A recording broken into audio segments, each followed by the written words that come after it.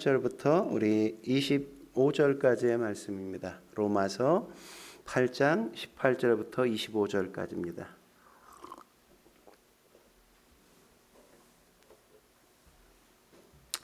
한 절씩 같이 교독하도록 하겠습니다.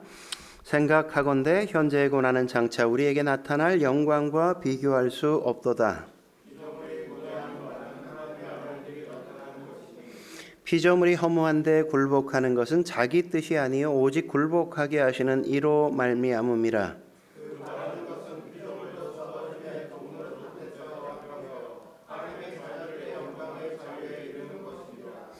피조물이 다 이제까지 함께 탄식하며 함께 고통을 겪고 있는 것을 우리가 아느니라.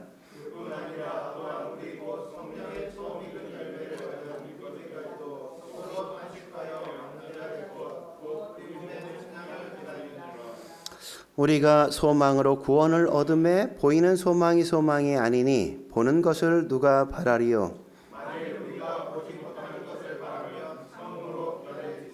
아멘. 네, 우리의 인생 가운데 가장 놀라운 기적 같은 일이 있다면 우리가 구원받는 것 아니겠습니까? 나 같은 사람이 예수를 믿어 구원받는다는 것, 이거보다 더 놀라운 기적이 어디 있습니까? 그래서 우리를 구원하시는 그 구원 사역에 있어서는 성부, 성자, 성령 하나님이 연합해서 다 동원되는 걸 우리가 확인할 수 있죠. 여러분 에베소 1장에 보면 초반부에 그렇게 기록되어 있는 걸 확인할 수 있지 않습니까? 성부 하나님이 나오고 성자 하나님이 나오고 그 다음에 성령 하나님이 우리의 구원을 완성시켜가는 걸 우리가 확인할 수 있단 말이죠. 여러분 우리가 구원받는다 이러는데 로마서의 이야기로 하면 우리가 구원받는다는 건 어떤 거예요? 죄사함을 받고 의롭다 하심을 얻는 것이다 이렇게 이야기하죠. 우리가 뭐로부터 구원받습니까? 우리가 죄로부터 구원받고 우리가 죽음으로부터 구원받고 우리가 심판으로부터 구원받게 된다는 거란 말이죠. 그래서 우리가 예수님을 영접하고 믿고 영접하게 되어지면 그 다음에 어떤 일이 우리 안에 벌어지는가, 그 다음에 어떤 일이 벌어지는가, 두 가지 굉장히 중요한 일이 벌어지죠. 첫 번째는 하나님의 자녀가 우리가 되는 거죠. 우리가 하나님의 자녀가 된단 말이죠. 요한복음 1장 12절에서 그랬잖아요. 영접하는 자 곧 그 이름을 믿는 자들에게는 뭐예요? 하나님의 자녀가 되는 권세를 주셨다. 우리에게 가장 큰 권세는 뭡니까? 하나님의 자녀가 되었다는 것보다 더 놀라운 권세가 있지 않다는 걸 이야기한단 말이죠. 예수를 믿는 즉시 우리가 어떻게 되어져요? 하나님의 자녀가 된단 말이죠. 자녀가. 다시 말하면 우리의 아버지가 결정된다는 겁니다. 이렇게 아버지가 하나님으로 결정되어지면 뭐 설명할 것도 없고 증명할 것도 없단 말이죠. 여러분 그렇잖아요. 만수르가 내 아버지야 그럼 뭐 내가 어디 가서 뭐 설명할 게 필요하겠어요? 설명할 게 필요 없잖아요. 에? 내 아버지 만수르야 이러면 뭐 끝나잖아요. 그죠? 아니 뭐 필요하세요? 뭐 달라는 거 다 그냥 주고 그러지 않겠습니까? 여러분 도널드 트럼프 주니어가 우리나라에 왔을 때 얼마 전에 왔다 갔잖아요. 그죠? 우리나라 오니까 어때요? 세계 서열 기업의 뭐 총수들이 다 함께 그냥 한번 만나자 막 줄을 서가지고 막 대기하지 않습니까? 왜 트럼프 주니어에게 그렇게 대기하는 거예요? 그 아버지가 천조국의 대통령이니까, 그죠? 트럼프가 대통령이니까 그냥 그 아들은 사실 뭐 별거 없거든, 아무것도 아니거든. 근데 그 아버지 때문에 그 아들에게 가서 어떻게라도 뭐 좀 짱 좀 하고 뭐 이러고 싶어 하는 거잖아요, 그죠? 아버지가 누구냐가 자녀의 모든 것들을 대부분 결정한단 말이죠. 그처럼 하나님의 자녀가 되어지고 아버지가 하나님이 됐다는 그 사실은 더 이상 그 다음부터 뭐 우리가 두려워할 것도 없고 염려할 것도 없고 우리가 걱정할 것도 아무것도 없는 상태가 우리가 된다는 걸 이야기한단 말이죠. 모든 만물을 창조하시고 모든 만물을 주장하시는 그 하나님이 우리의 아버지가 되시는데 우리가 뭘 두려워하고 우리가 뭘 염려하겠어요? 네? 그리고 또 하나 우리가 예수님을 영접하고 믿고 난 다음에 일어나는 변화 어떤 겁니까? 보혜사 성령을 우리에게 보내주신다는 거죠. 하나님이 우리에게 날마다 힘을 더하시기 위해서 우리의 동역자로 성령님을 보내주셨다는 겁니다. 우리 유명한 분 뭐 이렇게 트럼프 주니어처럼 아들 딱 보내면 누가 따라와요? 보디가드가 다 이렇게 붙잖아요. 그죠? 본 적이 있어야 알지, 그지? 이렇게 자제분들은 다 그런 것처럼 하나님께서 우리에게 누굴 붙여주셔? 보디가드로 성령, 보혜사 성령을 곁에 붙여주셔서 어떤 문제가 있거나 어려움이 있을 때 우리를 넉넉히 돕고 우리를 위로하고 우리를 편들어서 우리를 이기게 만들어 주신다는 거죠. 그래서 14절에 뭐라고 얘기합니까? 14절 이렇게 말하죠. 무릇 하나님의 영으로 인도함을 받는 사람은 뭐요? 하나님의 아들이라. 하나님의 아들은 어떻다고요? 하나님의 영 성령이 그의 삶을 이끌어 가신다 이거죠. 인도에 가신다고 이야기하잖아요. 그걸 가르쳐 뭐라고 얘기하는 겁니까? 성령과 동행하는 것이다. 성령과 동행하는 삶이다. 그러니까 성도의 삶은 한마디로 뭐냐? 우리가 성령님과 동행하는 삶을 사는 거란 말이죠. 그러다 보니까 15절에 뭐라고 말합니까? 같이 한번 읽어보죠. 시작. 너희는 다시는 무서워하는 종의 영을 받지 아니하고 양자의 영을 받았으므로 우리가 아빠 아버지라 부르짖느니라. 그러니까 예수님을 영접하니까 성부 하나님이 내 아버지라는 걸 체험하게 돼. 성령 하나님이 내 곁에서 나와 동행하면서 나를 이끌어 가시는 걸 경험하게 되어진단 말이죠. 그러다 보니까 어때? 더 이상 우리는 무서워할 필요가 없어. 무서운 게 없어. 우리는 언제나 양자이기 때문에 하나님의 아들이기 때문에 어느 선 앞에서도 어떤 상황 가운데서도 당당하게 담대하게 삶을 살아가게 되어진다는 걸 말씀하고 있잖아요. 그게 바로 뭐예요? 예수 믿고 구원받았다는 사람의 삶의 모습이란 말이죠. 그래서 오늘 본문은 하나님의 자녀가 되었으면 이제 어떻게 살아야 된다? 성령님과 동행하는 삶을 살아가야 된다 이런 거예요. 성령과 동행하는 삶을 살아야 된다. 그렇다면 성령과 동행하는 삶은 어떤 삶일까요? 첫째로 고난을 두려워하지 않는 삶이란 말이죠. 고난을 두려워하지 않는 삶이란 말이죠. 여러분 왜 우리가 고난을 두려워하지 않을 수 있어요? 고난을 두려워하지 않을 수 있는 이유가 뭡니까? 우리가 하나님의 영광을 바라보기 때문 아닙니까? 여러분 하나님 아버지가 자녀인 우리를 좋은 곳으로 이끌어 가시지 않겠습니까? 여러분이 여러분의 자녀 뭐 이렇게 때려도 괜히 때려요? 잘 되게 하기 위해서 매질을 하는 거잖아요. 그죠? 야단쳐도 그냥 야단칩니까? 아니죠. 아이를 바르게 세우기 위해서 하는 거잖아요. 하나님 역시도 마찬가지란 말이죠. 하나님이 우리의 아버지시라면 그분께서 우리를 어떤 환경에서도 좋은 길로 이끌어 가신단 말이죠. 그래서 무서워하는 종의 영을 보내지 않고 양자의 영, 아들의 영을 보내셨다고 성경이 말하는 거란 말이죠. 그런데 사실 우리의 신분은 아들임에도 불구하고 문제가 뭐예요? 우리가 내가 하나님의 자녀야라는 의식을 하지 않고 사는 게 문제죠. 여러분 탕자도 그렇지 않았습니까? 스스로 아들이라는 인식이 거의 없었단 말이죠. 여러분 죄 지으면 아들 아니에요? 여러분의 부모님에게 잘못 안 했어요? 잘못 수없이 많이 했지만 여전히 난 아버지의 아들이고 엄마의 딸 맞잖아요. 여러분이 잘못했다고 너 내 아들 아냐? 그래서 내쳤습니까? 그런 적 없잖아요. 그런 게 아니란 말이죠. 당자 뭐라 그래요? 그냥 품꾼의 하나로 써주시옵소서. 아니 아들인데 아버지 앞에 갈 때 그냥 종처럼 써주세요. 이게 뭐예요? 무서워하는 종의 영이잖아요. 그죠? 그러니까 종의 마음을 갖고 여전히 나는 종이라고 자꾸 의식하고 하나님 앞에 나아가는 걸 자꾸만 두려워하고 무서워하고 있는 거잖아요. 아들이면 담대하게, 그죠? 잘못됐어도 아빠 내가 잘못됐어요 이러고 나가면 되는 건데 늘 이 무서워하는 종의 영이 우리의 마음을 사로잡도록 그냥 우리를 방치할 때가 얼마나 많습니까? 이건 참 말이 안 되는 얘기거든요. 그러니까 우리가 정신을 좀 바짝 차릴 필요가 있는 겁니다.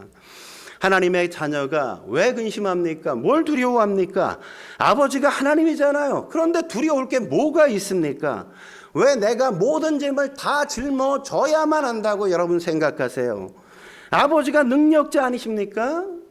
내가 뭐 좀 약해지면 내 가족 어떻게 이렇게 괜히 걱정한단 말이죠.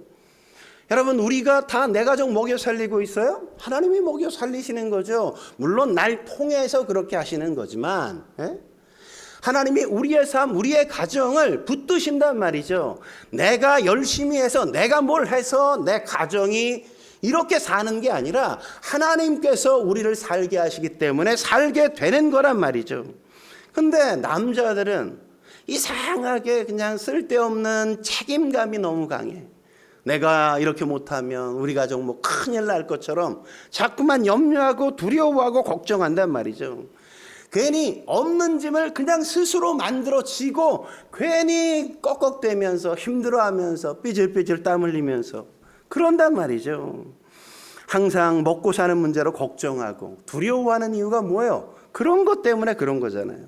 여러분 마태복음 6장에 뭐라고 얘기합니까? 크리스천은 아버지가 하나님이기 때문에 먹고 사는 문제로 염려해서는 안 된다고 이야기하잖아요. 뭐라 그래요? 뭘 먹을지, 뭘 입을지, 뭘 마실지 염려하지 마 이러잖아요. 그런 건 누가 하는 거라고? 이방인들이나 하는 거라고. 이방인들이. 거기서 이방인이라는 건 뭐예요? 애비 없는 자식이나 그런 걱정하는 거지. 야, 아버지가 있는데 뭔 걱정이야? 그 얘기하는 거잖아요. 그 얘기. 에? 그건 믿음이 없어서 그런 거란 말이죠. 그래서 믿음이 적은 자들아 말세에 믿음을 보겠느냐 이렇게 성경이 우리에게 요구하고 있는 거잖아요. 여러분 자녀를 놓고 왜 걱정합니까? 건강하잖아요. 그만하면. 공부도 그만하면 잘하지. 근데 왜 1등 하지 못한다고 왜 걱정을 해? 꼭 1등 해야만 되는 거야? 에? 여러분 부모는 늘 어떤 부모는 늘 그냥 아유 내 아들 건강하게만 잘 자라줘. 성적에 대해 한 번도 얘기 안 하는 부모들도 있단 말이죠. 에? 물론 우리가 더 열심히 기도해서 우리 아이가 공부를 지금 못하지만 지혜를 주셔서 잘할 수 있을 수도 있어. 근데 공부가 안 되는 아이인데 자꾸 공부하라고 시키면 애가 어떻게 되겠어? 에? 뭐 부모는 공부 잘했어? 아니 못했잖아. 그러니까 거기에 목숨 걸 필요가 없단 말이죠. 잘하는 거 아이 많아. 에? 여러분 그거 하면 되는 거지. 잘하는 거 하면. 어떤 아이는 되게 기분 좋게 한단 말이에요. 만나기만 하면 그 아이와 만나는 게 즐거워. 좋아. 너무 행복해.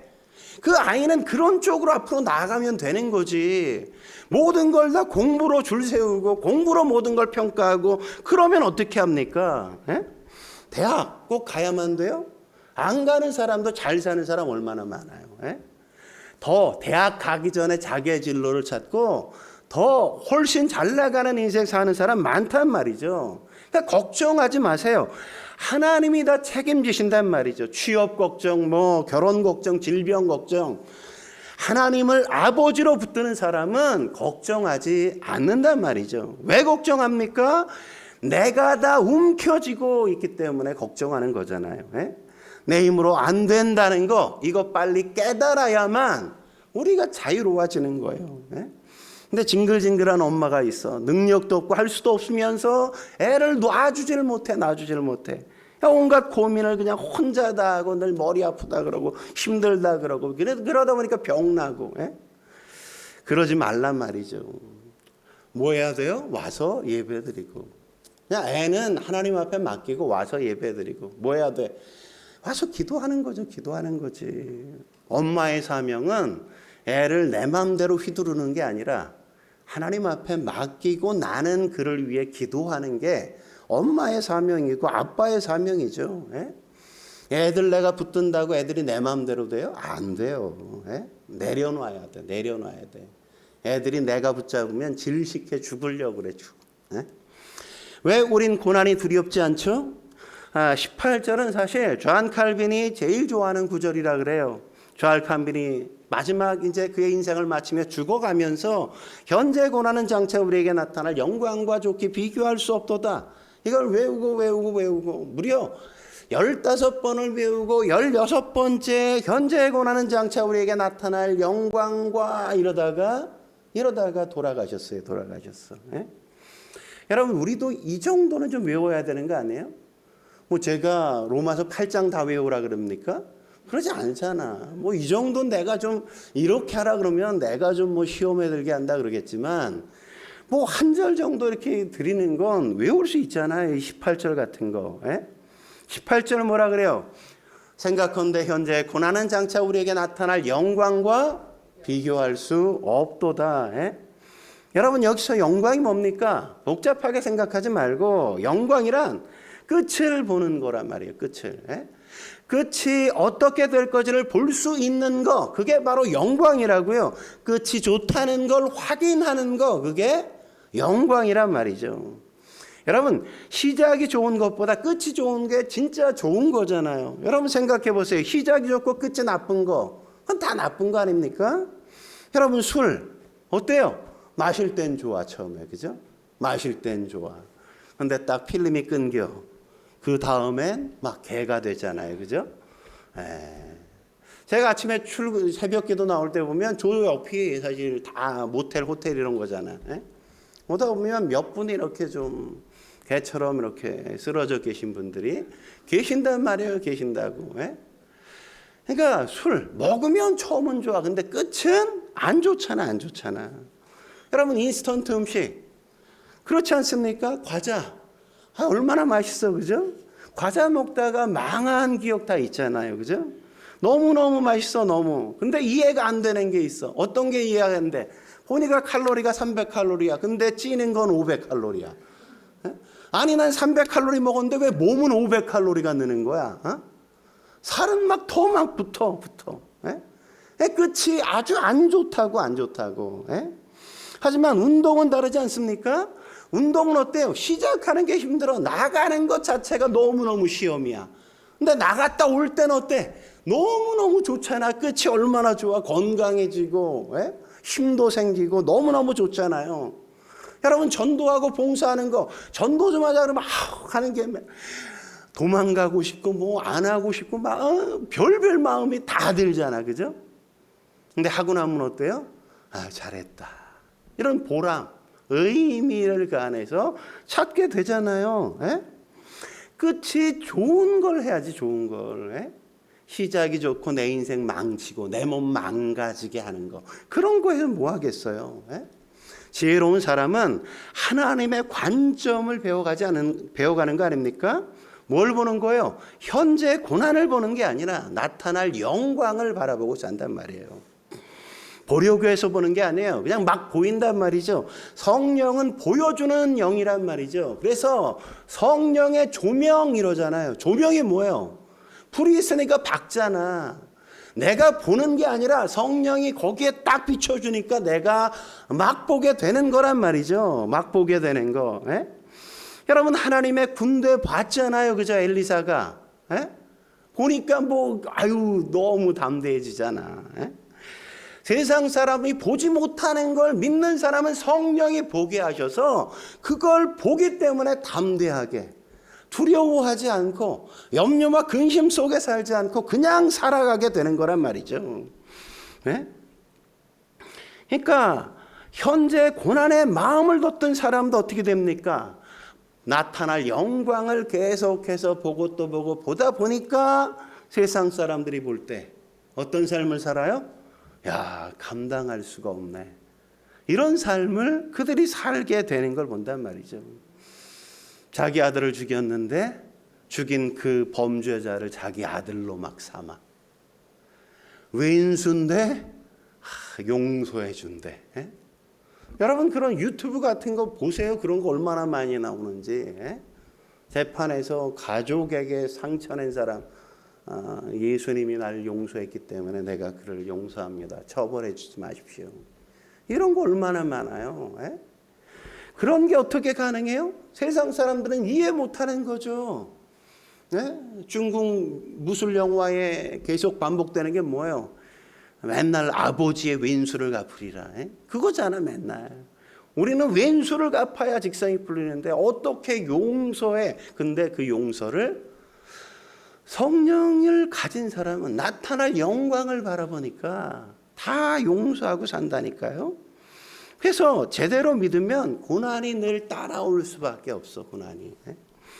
바울도 디모데후서 3장 12절에 그러지 않습니까? 무릇 그리스도 예수 안에서 경건하게 살고자 하는 자는 뭐예요? 박해를 받느니라. 내가 잘못해서 고난받는 건 당연한 거고, 그것도 자꾸 여기에 갖다 붙이려고 그러지 말고 경건하게 살고자 할 때, 하나님 중심으로 살고자 할 때 뭐가 있다? 박해가 있단 말이죠. 여러분 상식적으로 생각해 봐요. 박해가 있는데 뭐하러 그거 하겠어요, 그죠? 아니 박해, 뭐 하면 박해야, 하면 괴롭혀. 근데 그거 하겠습니까? 근데 예수 믿는 사람들은 그거 계속 한다고요. 해. 왜 하는 겁니까? 나타날 영광을 바라보니까 하는 거죠. 박해를 뛰어넘는 더 놀라운 영광을 바라보니까 그걸 하는 거잖아요. 그래서 히브리서 11장 38절에 그런 거잖아요. 이런 사람은 세상이 감당하지 못하느니라. 박해하면 멈춰야 되는데 멈출 수가 없어. 그러다 보니까 세상도 감당하지 못하고 사탄도 감당할 수 없는 존재가 되어버렸다. 그 얘기하는 거잖아요. 바울도 뭐라 그랬어요? 야, 저 인간 미쳤어 이랬잖아요. 미쳤어. 미쳤다는 얘기 들었다고. 그런데 어떻게 그런 삶을 살아요? 하나님이 보호해 주시니까 그런 삶 사는 거죠. 성령이 계속 어려울 때마다 힘을 불어넣어 주시니까 그런 힘을 사는 거죠. 뭐 자기 힘으로 이겨내요? 아니죠. 하나님이 이겨내게 하신다고. 넘어가게 하신다고. 피할 길을 주신단 말이죠. 그래서 고난이 우리를 함몰시키지 않게, 우리를 이기게 만든단 말이죠. 그게 바로 뭐예요? 성령과 동행하는 인생이란 말이죠. 여러분 일반적으로도 가치 있는 걸 얻기 위해선 여러분 고난을 감수하잖아요. 여러분 일상생활에 그런 게 얼마나 많습니까? 입시생들 엄청 힘들잖아요. 고시생들 얼마나 어렵습니까? 국가대표 너무너무 힘들게 그들이 살아가잖아요. 다 만만치 않은 삶을 산단 말이죠. 열심히 살아. 엄청 고통스러워. 왜 그 고통스러운 삶을 오늘도 여전히 그렇게 힘있게 살아가는 겁니까? 그건 바라볼 영광이 있기 때문이죠. 바라볼 영광. 영광을 바라봤기 때문이잖아요. 고시 같은 거. 고시작 얼마나 힘듭니까? 뭐 요즘이야 뭐 고시가 많이 없어져서 뭐 옛날엔 사법고시로 몇 명 안 뽑았거든요. 그래서 뭐 군 단위의 변호사가 1명 정도밖에 없었어요. 옛날엔. 그러니까 뭐 한 번 사법고시 봐도 300명도 채 뽑지를 않았다고. 그러니까 거기 합격해야 되니까 얼마나 열심히 해야 되겠어. 너무너무 열심히 해야지. 그런데 그거 죽어라 공부하는 이유가 뭐예요? 나타날 영광 바라보는 거죠. 고시 패스해서 난 판검사 될 거야를 바라보는 거잖아요. 그죠? 그러니까 고난은 문제가 되지 않는 거예요. 문제가. 고난당하는 게 도리어 뭐야? 특권이야. 내가 이 고생을 하는 건 특권이잖아. 특권. 아무나 하는 거야? 아무나 못해. 아니 생각해봐. 한 40등 뭐 30등 20등 하는 애가 고시 공부한다. 그게 말이 돼? 그런 애는 하려고 그래도 하지 말라고. 이미 끝났어. 걔네는 고생하지 말래. 처음부터 고생할 자격이 없대. 근데 반에서 1, 2등해. 걔는 고생할 자격을 부여하잖아. 한 공부하니까 그래 너 한번 시험 봐봐. 허락하잖아. 태능 선수촌 아무나 들어가? 아니 그만큼 하니까 걔나 들어가지. 여러분에게 누가 여러분에게 그 태능 선수촌 가서 그 훈련하라고 누가 그래? 우린 자격도 없어. 자격도. 고난은 뭐야? 그걸 견디고 그걸 통해 나타날 영광을 바라볼 수 있는 그 사람들에게만 주어지는 놀라운 특권이란 말이에요. 그러니까 고난이 문제가 되는 건 뭐예요? 영광을 바라보지 않기 때문에. 그러니까 문제가 되는 거죠. 예수님도 누군가를 부를 때 뭐 슬슬 달래가면서 예수 믿으면 부자가 돼, 다 잘 될 거야 뭐 그래서 전도하셨습니까? 그러지 않죠. 마태복음 16장 24절에 뭐라 그랬어요? 누구든지 나를 따라오려거든 뭐 어떻게 하라고? 자기를 부인하고 자기 십자가 줘. 그랬잖아요. 그래야 따라오는 거라고. 예수님은 달콤한 말로 포장하지 않았습니다. 나 믿으면 고난받아 이런 거잖아요. 그런데 고난 너머에 영광도 있어 이런 거죠. 십자가 고난이 있어. 하지만 그 너머에 부활의 영광이 기다릴 거야. 그러고 계신 거잖아요. 여러분 부자 청년도 마찬가지 아닙니까? 부자 청년이 예수님 따르고 싶었는데 예수님이 뭐라 그러셨어요? 야, 너 재산 많지? 다 팔아. 그리고 가난한 사람들에게 다 줘. 그리고 날 따라. 그러셨잖아요. 왜 그러셨어요? 그게 좋은 길이니까 그렇게 주님이 초대하신 거지. 그게 나쁜 길이라면 그렇게 초대하시겠습니까? 예? 다 팔아 남 주고 너가 날 따라야. 그런 것에 매여서 너희가 자꾸 기웃기웃 세상거리고 엉뚱한 짓 안 하고 온전히 바르게 살 수 있다는 걸 얘기하는 거잖아요. 예? 고난 능히 이길 수 있는 거란 말이죠. 왜? 나타날 영광을 우리가 바라보니까. 예? 나타날 영광은 우리가 상상할 수 없는 기대 그 이상의 놀라운 거라는 걸 믿으시기 바랍니다.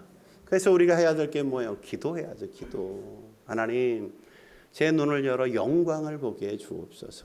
그 기도해야 돼요. 한 걸음 더 나아가 성령과 동행하는 삶. 어떤 삶입니까? 두 번째, 영광을 바라보며 기다리는 삶이란 말이죠. 나타날 영광을 본 사람은 기다리게 돼요. 여러분, 피조물 역시 마찬가지라 그러잖아요. 19절에 뭐라고 얘기합니까? 같이 읽어볼까요? 시작. 피조물이 고대하는 바는 하나님의 아들들이 나타나는 것이니.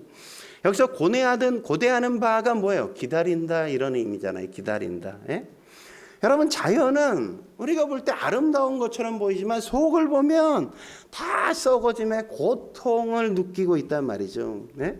왜 그래요? 인간이 죄졌기 때문에 그렇게 된 거잖아요.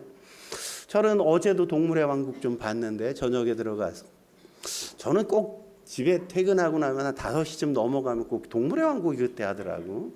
TV 틀면. 전 동물의 왕국 되게 좋아해. 그거 보면 여러분 생각해 보세요. 초식동물 뭐 사슴과 같은. 야, 물 먹으러 이렇게 가면 뒤에 사자가 공격하지 않나, 하이에나나 뭐 들개떼가 달려들질 않나. 이게 사는 게 보통 힘든 게 아니야. 보통 힘든 게. 너무너무 힘들다고. 초식동물들도 뭐 너무너무 행복해서 막 사는 것 같죠? 아니야. 여러분, 사자 뭐 편하게 사는 것 같아요? 아니에요. 젊었을 때 한때 자기가 동물의 왕처럼 군림하며 살지만 조금 내가 꺾이는 듯하니까 젊은 사자 4개가 달려들어서 막 뜯어 물어가지고 죽이더라니까. 물어 뜯어서. 에? 어떻게라도 먹고 살겠다고 기린에게 달려들었다가 뒷발에 한 방 쳐가지고 그냥 뭐 일어나지도 못하고 굶어 죽잖아요. 굶어 죽잖아. 에? 여러분, 사는 게 동물들도 쉬운 게 아니야. 여러분만 힘들지 아세요? 쉬운 사람 한번 손 들어봐. 사는 게 난 참 너무 행복해. 너무 좋다. 아무도 없어. 그죠? 나만 손 들고 있네. 나만 이렇게. 아무도 없어. 다 힘들어. 다. 에? 그래서 피조물들도 고통을 당하기 때문에 뭘 바라봐요? 회복될 그때, 하나님의 영광의 임재 때, 모든 사람들이 부활할 그날. 오늘 본문으로 말하면 뭐예요? 몸의 속량의 날을 기대하고 기다린다 이렇게 얘기하잖아요. 에? 그래서 23절에 그렇게 말하는 거 아닙니까? 23절 읽겠습니다. 시작. 그뿐 아니라 또한 우리 곧 성령의 처음 익은 열매를 받은 우리까지도 속으로 탄신하며 양자 될 것 곧 우리의 몸의 속량을 기다리느니라. 여러분, 우리도 기다리잖아요. 저만 기다려요? 천국에 대한 소망 없어요? 있잖아요. 우리는. 네? 여기 영원히 안 살아. 우린 천국에서 영원히 너무 놀라운 삶을 살 거야. 여기 너무 매이지 말라고. 천국에 몸의 속량 받는 그날, 우리가 다시금 부활체를 입는 그날, 그날을 우리는 바라보잖아요. 여러분, 우리 오감을 느끼며 살지 않습니까? 오감이 뭐예요? 청각, 촉각, 시각, 후각, 미각, 이게 다 오감 아닙니까? 여러분, 오감 가운데 하나만 없어져도 얼마나 힘듭니까? 여러분, 청각 생각해 보세요. 시각 먼저 생각해 보세요. 못 본다는 거 얼마나 힘듭니까? 몸이 1000냥이라면 900냥은 눈이다 이렇게 얘기하잖아요. 900냥이 눈이래. 그냥 못 보는 것만큼 고통스러운 게 없는 거거든. 예? 그러니까 너무너무 힘들잖아요. 청각은 안 그렇습니까? 청각 잃어버리잖아요. 저희 아버지 어머니도 잘 못 들으셔. 옛날에 그렇게 많이 안 싸웠는데 아버지도 귀가 좀 어둡고 엄마도 귀가 어둡고 보청기를 꼈는데 웅웅댄대.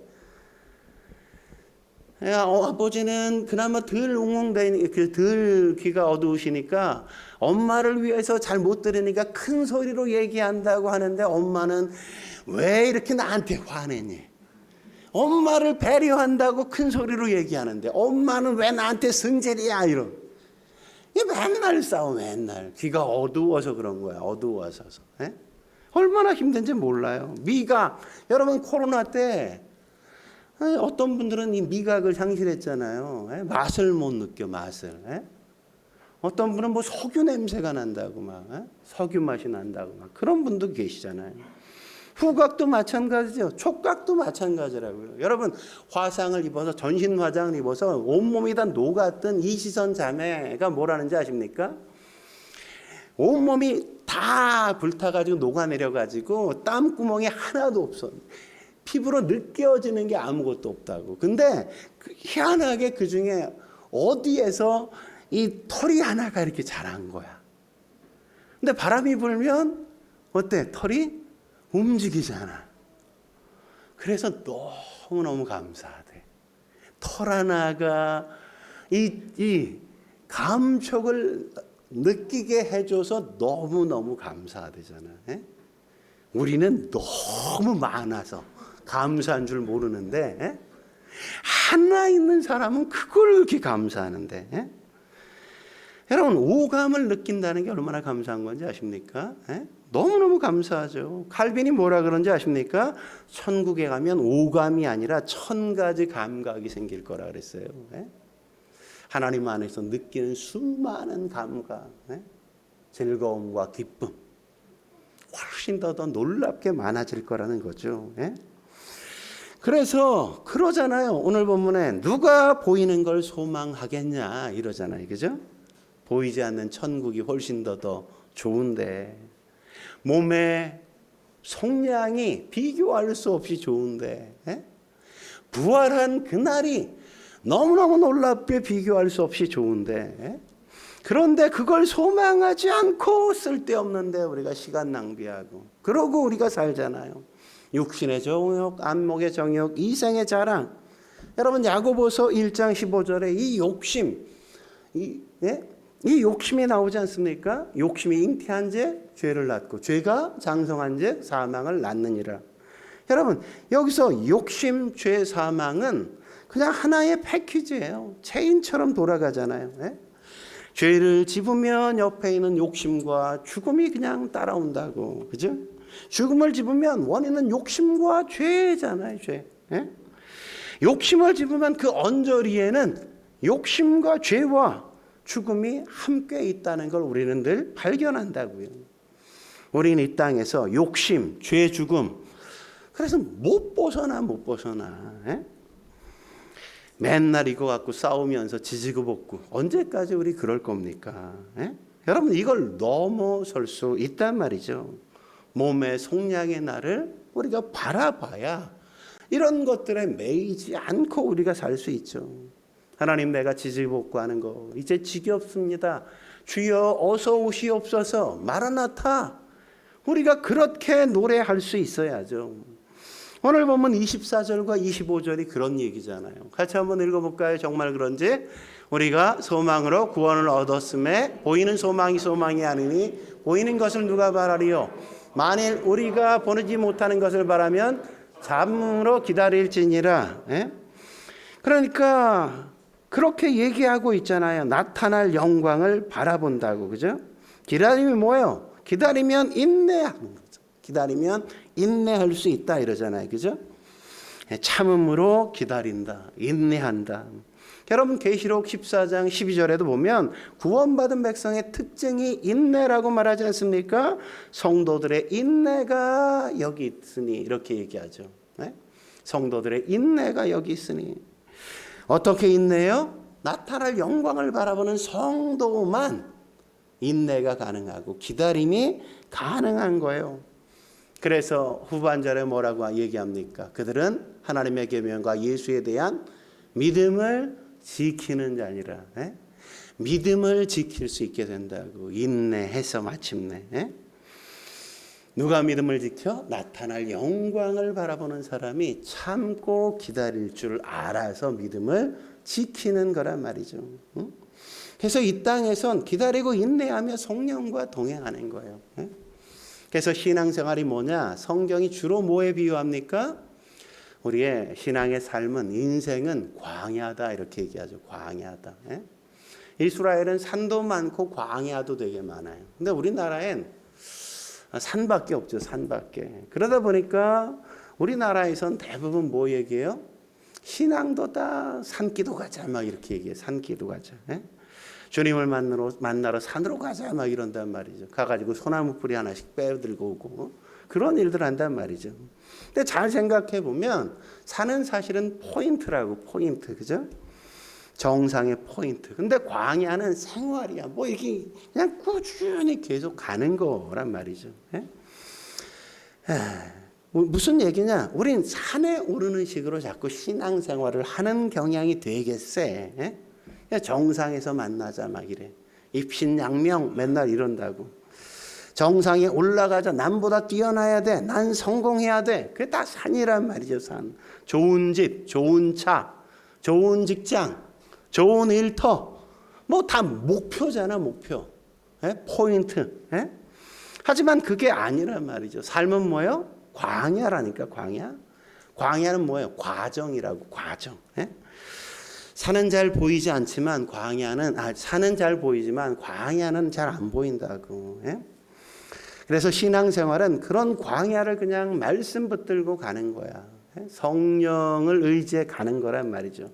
믿음 가지고 가는 거예요. 보고 가는 게 아니라 보이지 않지만 그냥 믿고 가는 거야. 믿고 가는 거. 그게 바로 신앙이라고. 산엔 길이 있지만 광야는 길이 없어. 광야는 길이 없어. 그래서 동행자, 안내자가 필요하잖아요. 성령의 안내를 받아야 우리가 이 인생길을 편안하게 가죠.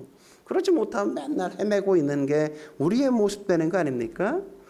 산은 전체가 보이지만 광야는 전체가 안 보인단 말이죠. 그래서 광야는 믿음의 눈으로 봐야만 되는 거예요. 산은 혼자 갈 수 있지만 광야는 혼자 갈 수 없어. 산 등산 간다. 우리 병화 집사 뭐 자주 다녔다며 예전 등산. 근데 광야는 혼자 못 가. 혼자 가면 거의 죽어. 산은 변화가 없어요. 그죠? 그래서 산은 산이고 물은 물이다 뭐 이러잖아요. 그죠? 어떤 스님께서는. 변화가 없어. 늘 똑같아. 근데 광야는 뭐 바람만 불면 다 바뀌어 있어. 바람 불고 나면 싹 바뀌었어. 우리 인생이 그래. 언제 어떻게 바뀔지 우리 몰라. 내가 계획할지라도 그게 내 마음대로 되는 게 뭐 거의 없잖아. 그런 거 몇 개나 돼 여러분. 없잖아. 우리 인생이 그렇다고요. 신앙생활은 포인트를 찍는 게 아니라 광야의 인생길을 믿음으로 성령과 함께 걸어가는 거예요. 근데 우리는 맨날 기도해. 늘 포인트를 위해 기도하잖아요. 그죠? 주여 결혼하게 해 주옵소서. 여러분 결혼했어. 그리고 났더니 너무 행복했더라. 천국이든가요? 아유 그 인간이 이 인간이었어? 이러면서 우린 그때부터 또 진짜 내가 내 눈이 삐었나 봐 뭐 이러면서 막 후회하잖아. 후회. 우리가 아이를 못 낳을 때 어떻게 해요? 아이를 주시옵소서. 아이를 딱 줬을 때 너무너무 행복했어. 근데 아이를 낳고 나니까 지옥문이 열린 것 같아. 진짜 되는 게 없어. 아픈 게 광야고 아이가 말 안 듣는 게 광야고 사춘기에 광야를 넘어가야 되고 뭐 성적이 안 나와 광야를 지나가야 되고. 야 자식이 이런 광야일 줄이야. 뭐 직장은 안 그렇습니까? 제발 주여 이번에 취업만 시켜주시면 제가 뭐든 다 하겠습니까? 포인트를 위해 기도해. 근데 취업돼서 어때? 그러면 아우 저희 직장 너무너무 좋아. 이런 사람 내가 본 적이 없어. 아 진짜 아우 내가 진짜 왜 내가 직장 생활해야 되는지 잘 모르겠다. 뭐 이런다고 맨날. 에? 다 투덜대. 광야라고 광야. 삶을 제대로 살기 위해선 광야를 걸어가는 것처럼 우리는 신앙생활해야 돼요. 네? 광야에 최적화된 신앙생활 하는 사람의 특징 뭡니까? 첫째, 광야에선 큰 재산이 필요하잖아요. 큰 재산이. 응? 하루의 은혜만이 필요하다고. 하루의 은혜만이. 그래서 새벽 기도해야 된다는 거예요. 하루의 은혜를 달라고 기도해야 그 하루가 넘어가죠. 그리고 광야에선 큰 집이 필요하잖아. 여러분 큰 집 주면 광야에서 좋을 것 같아? 짐이야. 그건 죽으라는 얘기야. 광야에서. 그거 언제 개고 언제 다시 펴. 그러다가 날새 그냥 죽는 거야. 그죠? 광야에선 큰 집 짓는 게 아니라 텐트, 장막 이런 거 치고 사는 거야. 여기서 뭐 자꾸 큰 집 잡고 이런 거 찾지 말고 가자 그러면 빨리 딱 걷어서 날아갈 준비 이런 게 돼 있어야죠. 그리고 광야에선 양식이 풍족할 필요가 없어. 만나만 필요하다고. 만나가. 여러분 아니 광야에서 양식이 풍족해. 뭐 풍족하면 싸둘 수 있어? 다 썩는 거지. 풍족하면 빨리빨리 나눠줘야 돼. 있을 때 빨리빨리 먹으라고. 그죠? 뭐 필요해? 오늘에 필요한 양식, 일용할 양식을 주옵소서. 그게 우리의 기도죠. 오늘에 일용할 양식이 있으면 그거로 족한 줄 알고 감사드리고, 내일은 뭐예요? 내일 하나님이 또 일용할 양식 주실 거야. 그리고 산에 오를 땐 다 경쟁자가 돼. 저도 누가 앞에 가는 꼴을 잘 못 봐. 올라가면 내가 앞서야 돼 항상. 근데 광야는 경쟁을 할 수 없어. 함께 가야 살아. 함께 가야. 다 동역자가 돼야 돼요. 협력해야 돼. 혼자는 못 가는 거예요. 그래서 성령과 동행하며 배우는 게 뭐냐?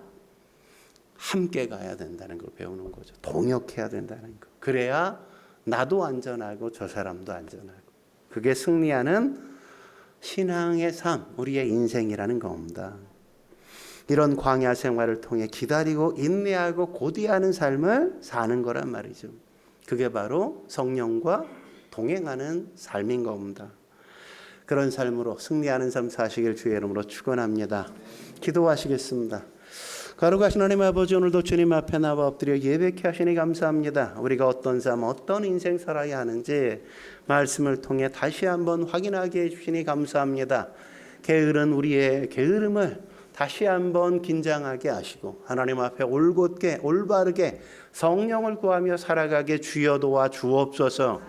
엉뚱한 것 가지고 두려워하거나 염려하고 근심하는 데 시간을 낭비하지 않게 하시고 오직 성령을 의지하며 하나님이 행하실 일들을 기대하고 소망하며 살아가는 저희가 되게 주옵소서. 나타날 영광을 놓치지 않고 늘 바라보며 살게 주여 도와 주옵소서. 주 예수여 어서 오시옵소서. 우리가 늘 그렇게 주님의 오실 날을 사모하게 주옵소서. 예수님의 이름으로 감사하며 기도드립니다. 아멘.